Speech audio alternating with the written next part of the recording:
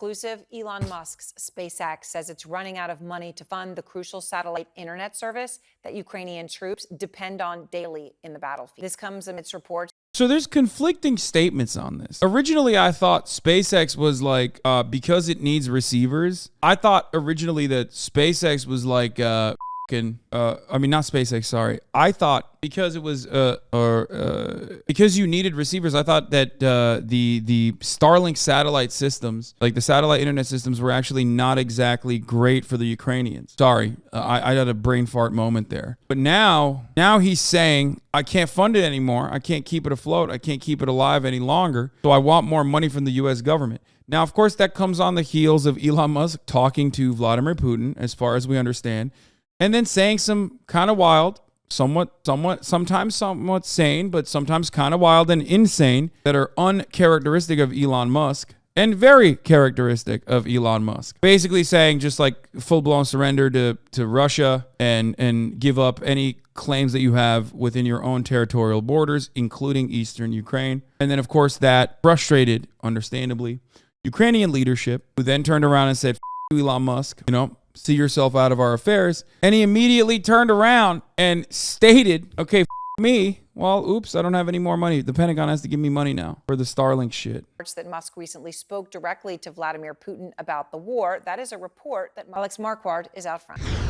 In Ukraine's fight to push out Russian invaders, one of the most critical pieces of technology doesn't fire rockets or bullets. Small, easy-to-use satellite internet terminals, Starlink, made by SpaceX, the rocket and satellite company founded by Elon Musk. According to SpaceX, there are around 20,000 Starlink terminals in Ukraine.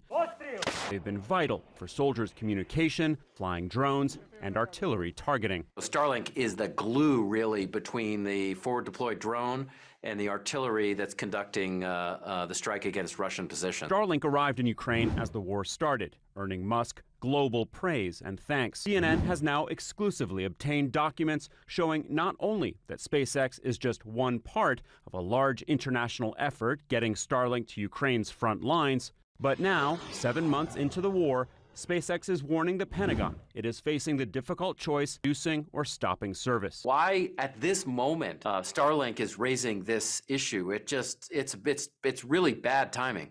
Yeah, is it? Hey, guess what, dude? Maybe don't rely on billionaires, okay? Maybe we shouldn't have a system where it's like one guy could just make this decision, you know what I mean? Oh man, that's crazy. The company says it has spent almost $100 million and, quote, we are not in a position to further donate terminals to Ukraine or fund the existing terminals for an indefinite period of time. SpaceX has now requested the Pentagon pick up much of the tab, $124 million for the rest of 2022, a rate that would translate to close to $400 million for the next year. SpaceX is not a charity, of course, and they're losing a lot of money right now as a business, so I'm sure they're trying to recoup some of their costs. SpaceX's request came after Ukraine's commanding general, Valery Zaluzhny, wrote in July directly to Musk. The letter obtained exclusively by CNN. Starlink units provide exceptional utility, the general wrote, then asked Musk for almost 8,000 more terminals. Instead, SpaceX said they told Ukraine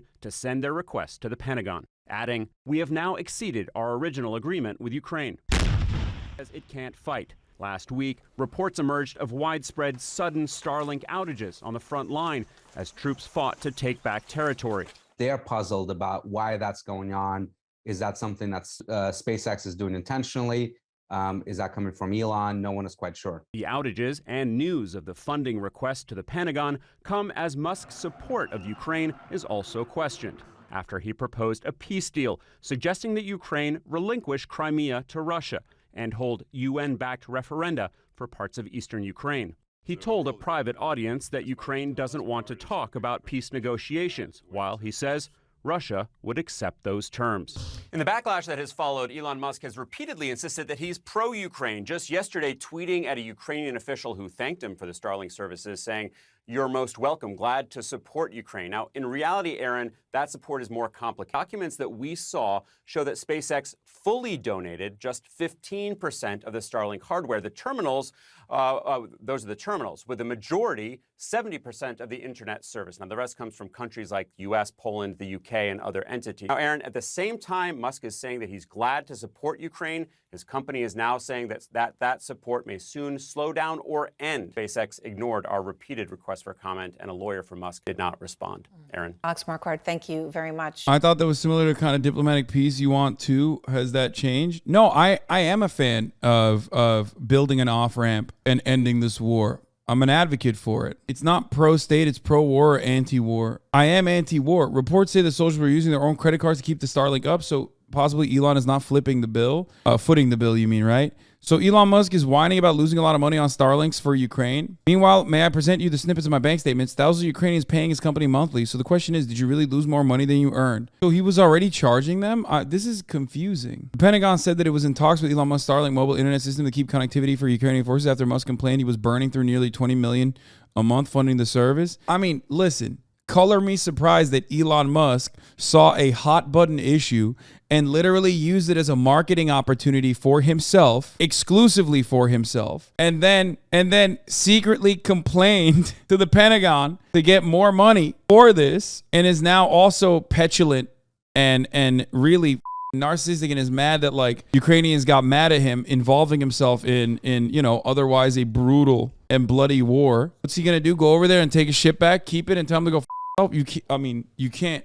He could just stop the satellites from beaming information back, right? I mean, he could just end it. It doesn't work that way. He could just make it not work. I'm surprised he hasn't called someone a pedophile yet. He literally induced the Ukrainians to rely on a service, then rug pulls them once they do. This is criminal in my opinion. Yeah, I mean, he did. He's such a piece of shit. What exactly is the cost of the service? Those things are already in space. Can the cost operation really be that high? Bro, what do you mean? There's like upkeep. There's people that are literally sitting on the ground monitoring that shit. Yeah, of course the costs are high. Are you saying like the upkeep of fucking satellite internet service is not going to be high? Like, of course the costs are going to be high. And then he did this incredibly petty thing, which was really funny. Elon Musk Starlink says they can no longer afford to give Ukraine free service and ask the Pentagon to pay for it. Starlink has been a game changer in the war. This comes days after Ukrainian ambassador told Musk to off. He turned around and he said, we're just following his recommendation. I love the Michaela tweet under it though. He goes, I owe you an apology. I wasn't really familiar with your game.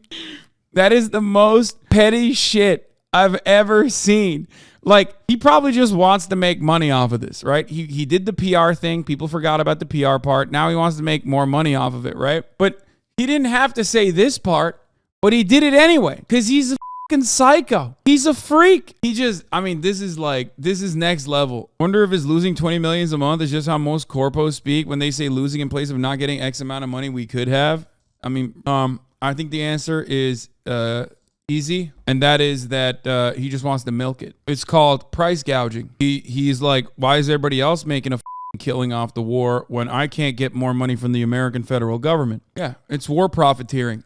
And it's a staple of the American economy. Seems like Elon is just getting in on the fun. The difference is, of course, he made it seem like he was doing this out of the kindness of his heart, and then went and had a conversation with Vladimir Putin right before he decided, okay, I'm no longer doing this out of the kindness of my heart. I'm doing this for money, even though he was always doing it for money. Now he's doing it for even more money. This, of course, makes it this, of course, is additionally ironic because a lot of the Starlink and SpaceX technology is heavily subsidized by the federal government to begin with. It is also working off the platform that federal government funded research, NASA, has conducted, and it oftentimes even directly uses people that they hired through NASA. It's basically getting into the defense contractor game in an identical capacity to every other corporation. This is exactly what Boeing does.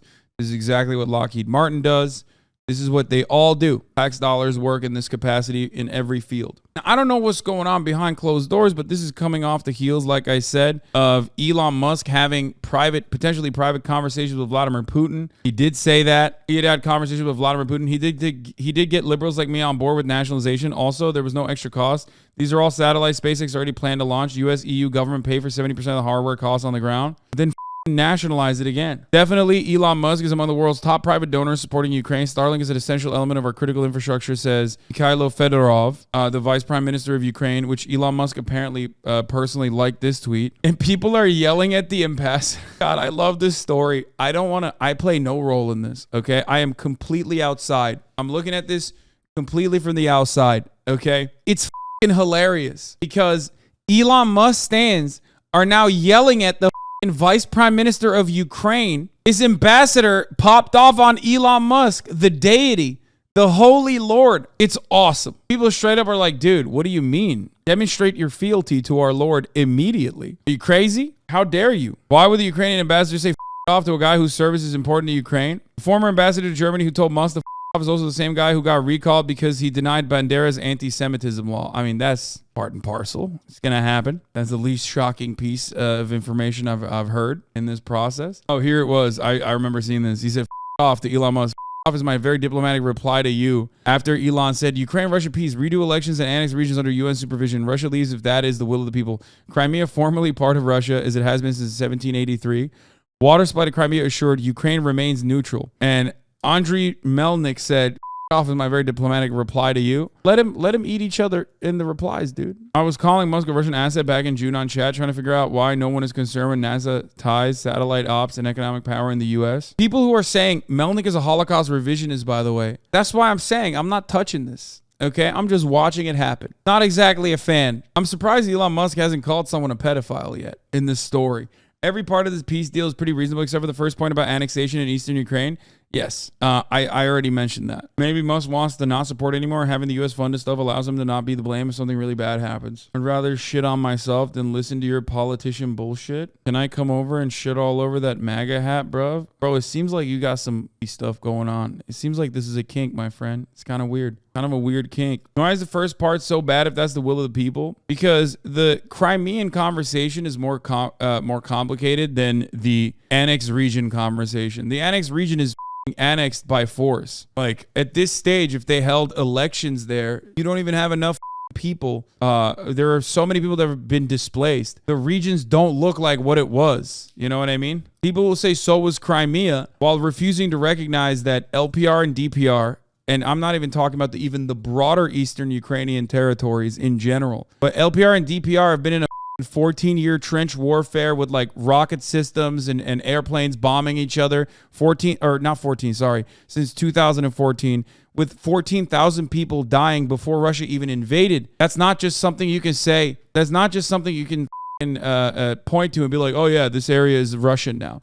That's bullshit. There's a difference between that and Crimea, which is something that I think even Ukrainian leadership understood, which is precisely why even Zelensky himself had originally said in the 15-point peace negotiations with Russia that were being conducted in Antalya before they blew up, that they would push back the Crimean territorial conflict 15 years into the future. LPR and DPR's vote to separate from Ukraine and whatever, ultimately, it comes off the heels of 8 years of war. All of those areas have been, all of those areas and the demographics of those areas have changed so drastically, especially in recent years, especially in the immediate aftermath of the Russian invasion. There is also a particular reason why, instead of Ukraine trying to retake Crimea in a similar capacity, they just blew up. They dammed the river and moved on. They just cut off their water and moved on, instead of trying to also forcibly retake Crimea, which, by the way, was a human rights violation.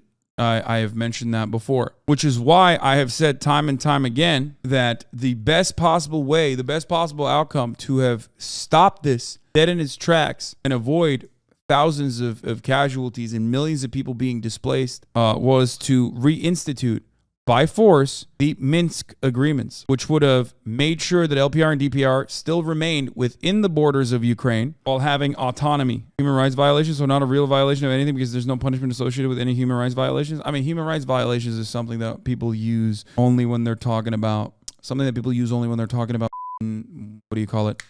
When it's a smaller non-state actor doing anything. But the issue now is, I don't even think that they can do that. I don't foresee I do not foresee a world in which the eastern territories that have now been annexed and are firmly considered by the Russian Constitution, which I don't give a about that is now considered by Russia to be Russian territory. It's ridiculous. That's a ridiculous, unacceptable thing. I don't see a Minsk 3 happening anytime soon. No. But you absolutely cannot redo elections of annexed regions under UN supervision, especially now inside of said annexed regions, because millions of people have been displaced, or thousands have been killed, millions have been displaced. Like, what do you mean? How are you going to do that? Like, there are people that lost their homes and shit. You know what I mean? It's completely unacceptable. What's also hilarious to me in particular, what I am surprised other people don't. You have one guy with an immense amount of power doing like statecraft. You know what I mean? Why is Elon Musk involving himself in these affairs? How does he get a say in the matter? And people are not even taking a step back and going, well, that's kind of crazy that one guy is like literally having a conversation with Vladimir Putin and then is having a say and trying to do a Twitter poll, which is like laughable. Like, who are you polling, man? You're polling random people on Twitter. You're polling bots on this kind of thing. This is how we're cutting foreign policy. This is how we're actually going to end conflict. It's crazy. I mean, the poll results did say no, though. Brother, that poll is meaningless. What the fuck? Don't even validate it. Doesn't matter what that poll says. This is you're falling in the rookie hole. You do not conduct diplomacy with in Twitter polls that are so malleable to outside influence.